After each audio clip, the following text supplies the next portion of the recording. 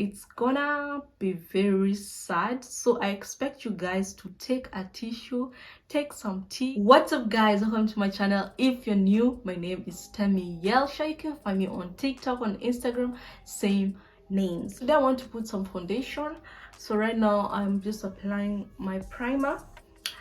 I just want to get out of my comfort zone. I am not a makeup artist, so I am just learning, and I want you guys to learn with me. Anyways,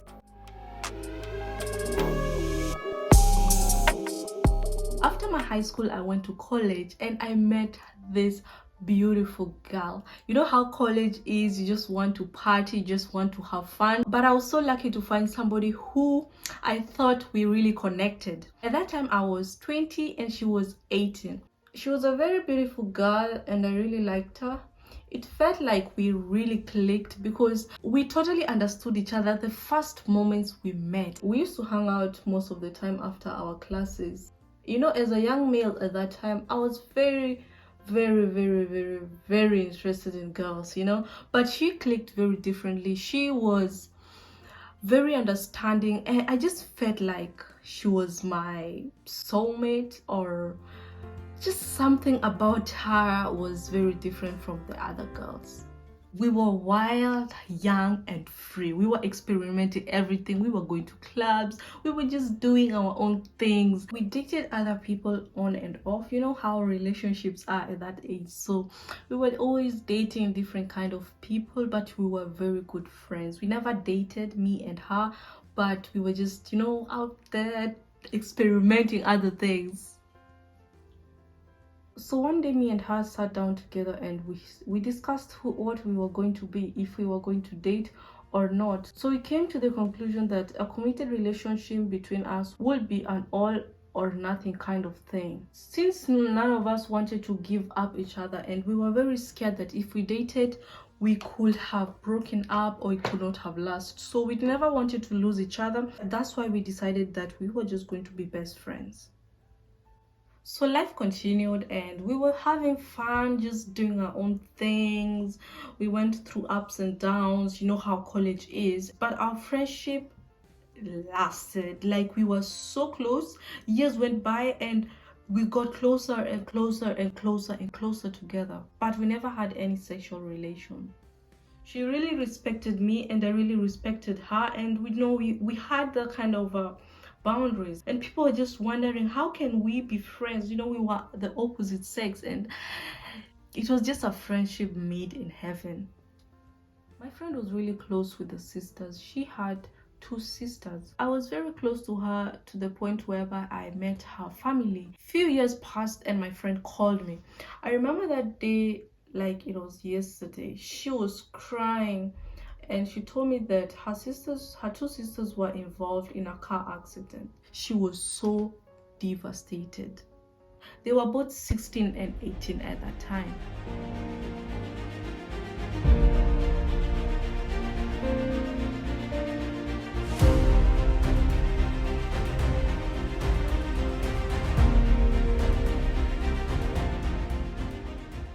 So when the ambulance came at the car crash scene and they took the 2 sisters, on their way back to the hospital, the both of them died. It really hurts me so much when I think about it, when I remember this time, because it was one of the saddest, devastating times that I have ever experienced. Her dad was so heartbroken to lose her 2 kids, her 2 young daughters at such an early age. It was a very scary and gruesome car accident. Her father was so devastated to the point whereby he starved himself. He wanted to die. He tried to commit suicide several times by starving himself because he did not see the meaning of living. He was so depressed. Because my friend was also very heartbroken and she was so sad, she moved out to another state just to take care of the father, because the father was not okay. The father was not doing okay. My friend went to the point of isolating herself. She cut ties with everybody, including me. I didn't have any problem with that because I totally understood the kind of loss they both experienced. For 2 years, I never saw her. We had little to no communication, and she had changed. She was so different. This was a new person. Before the accident, she was one of the most joyful. She was always happy. She was very exuberant. She was one of the most positive person I ever met. After she came, she was very quiet. She was sadder, maybe wiser, but this was a totally different person. It's like I didn't know her anymore. I wanted to be there for her more than anything that I ever asked for. But I was not able to make her happy. I was not able to even fix a little bit. And this thing killed me. It made me feel so much pain because I was just watching her in pain, crying, devastated, sad, depressed, and I couldn't do anything. I just felt so bad. So I guess that's when I realized that I was falling in love with her. So one day I went to her and I told her that I was falling slowly in love with her. I expressed all my feelings for her. I promised to be there for her. I promised that I am not going to leave her and I am not going to hurt her. She told me that she couldn't handle any kind of emotional attachment with anybody. She was too heartbroken to love again. She said maybe a few years, maybe she'll never be able to love again. Maybe she'll never be able to have any emotional relationship with anybody. That's what she said. She also said that she needed space, especially from me. She went on to say that she wanted to see how life is without her sisters. She wanted to see how the world is. She wanted to learn how to be alone without her sisters. She then told me that she needed time and she asked me if I can give her time. I told her I would give her anything she asked for because I totally understood where she was coming from. I totally understood the pain and the loss. She said that she's never going to be happy again. I made her sure that I understood everything that she was passing through. I talked to her and I told her that I understand. If you need time, I'm gonna give you time. If you don't want anything to do with me for now, I'm gonna let it go and wait for you. I was 25 at that time and she was 23 years. We sat down together and we made our biggest decision ever. We had agreed if she turned 30 and I turned 32, and if she had learned to heal, if she was not in love with somebody else, and if I was not in love with somebody else, then we will get married. And that's how we parted ways. She moved to Yoming and I moved to Germany. I moved to Germany so that I could get as far away as I could from her. When I moved to Germany, we didn't have any contact. But after some few years, we started to have little communication. We were very traditional. We didn't like calls, we didn't like texts, so we used to send each other emails. We emailed now and then. We didn't email every day, just not that frequently. Sometimes we would email each other books that we both liked. Years went on and we became closer and closer. We really fell in love with each other. We used to write long emails and express our love for each other. We used to write poems. We just got so close than ever before. When I turned 30, I jokingly reminded her that, hey, look, we made an agreement and I have not fallen in love with anybody else apart from you. I didn't mention this to her, but I was not able to fall in love with anybody else. I was very loyal and at the same time, I was still in love with her. She replied that she was also very serious about the commitment and the agreement that we had. Plus, she was loyal just as me. I didn't mention this, but I found it very hard to love anybody else or to have a relationship with anybody else because I saw her as somebody who was very perfect. So I ended up comparing her to those other women that I found in Germany. Another thing I asked her, which was very important and it was included in our agreement, is if she had healed, because she was very sad and very depressed the last time I saw her, and she said that she tried to heal and she has started to heal as much as anybody could have healed in her situation. What is a fly doing here? A year passed and she contacted me and told me that she wanted us to meet, spend time together, just to see if the spark was still there. It was. So she was living in California at that time, and I had found a job in California, so I decided to fly back home. And another thing is, I really loved California. That was one of the cities that I always wanted to live in. I proposed to her 6 months later, and she smiled at me and told me, "It's not fair, we still have 6 months to go. Then she'll be turning 30. You know, I thought it was so silly, but things were going so well. So why I couldn't wait for some few months? It was just 6 months, I thought. And also I said to myself, if I could wait years, then 6 months was not that big of a deal. But now I'm crying. So I just have to talk about this and wrap this quickly.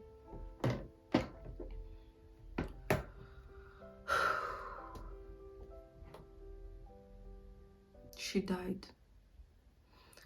She's dead. And that's how the story ends.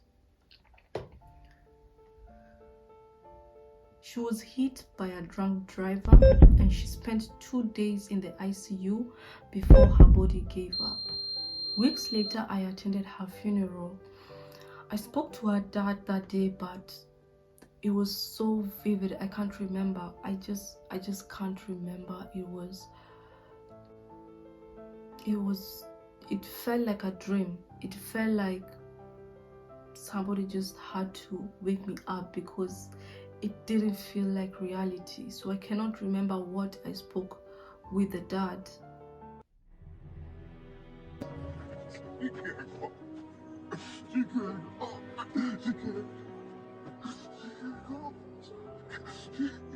Since that day, I have never spoken to him, because I don't know what to tell him. I don't know how to call him and ask him how he's doing. I don't know how. Like, it's been 4 years now, and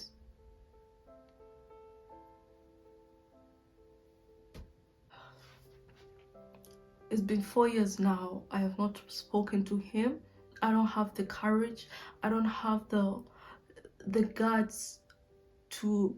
I don't know how I'm gonna talk to him. I don't know. She died in November. It still hurts me to date. Christmas are not the same anymore. Winter is. I just have bad memories about it. Right now, I'm in therapy. I'm learning how to love again, how to have my feelings back, because I'm just a body that is alive, but my soul, my spirit is dead. How could I have lost somebody that I waited for so much years? She just died. We never even got married. She just went like that. And for the father, I just cannot understand how the father feels. She lost 3 of her daughters at such a young age. What is this life? What is the meaning of this life? We just don't deserve all this. Nobody deserves to lose their loved ones. And I just sat there, and that day I just sat there and I asked myself, is this how she felt? Is this how she has been feeling when she lost her 2 sisters? Is it? You know, she made progress. She gave me a chance to love her. She gave a chance to having feelings again. That gives me a little bit motivation to keep going, to keep fighting for life. But at the same time, I don't know what is the meaning of life. She did it, and she wants me to do it. Somebody said that this story reminds them of Nicholas. Sparks story. And here's the difference between life and a love story. In the book, she had regained conscious before she died. In the movie, she would have opened her eyes one last time before she died. I wouldn't have to see her all smashed up with tubes in her throat. I would have had the chance to tell her I loved her and how much I cared for her before she died, than to have memories of the last words that I told her. Don't forget to pick Scout's flea medicine.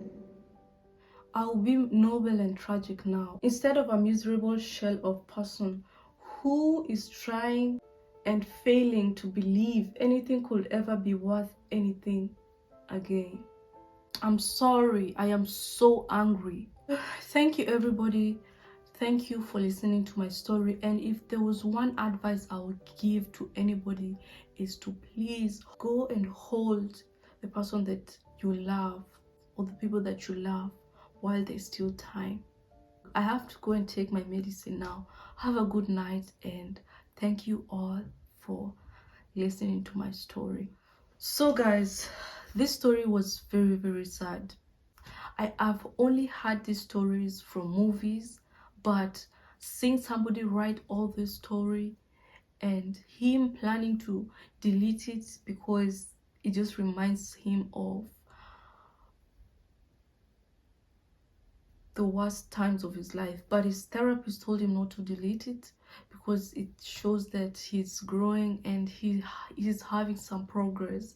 I really hope where he is, if you're watching me, that everything is going to be okay. I know you've passed through a lot, and just believe that life never stops. To read this from an actual real person, it's sad. Honestly, it's very, very heartbreaking. So we have done our makeup. As you can see, I've tried. I think I have done really good with the makeup. Yeah, I was so into the story that it just made me so emotional, but I couldn't cry. Trying to control myself because I would spoil the makeup. But I hope you have enjoyed the video, and if you're passing through anything, if you want to share your story, please, you can DM me on Instagram and I'm gonna share your story anonymously. Thank you all for everything. Thank you for watching till the end. Oh my god, I still feel emotional. I've just entered the story so much that I feel like I don't know how to explain. So thank you guys for watching till the end, and I'll see you guys in my next video. Don't forget to subscribe, comment down below your thoughts on the story if you've passed through the same, just so that you can help another person, so that you can give another person hope. So we'll see you guys in my next video. Kisses and hugs.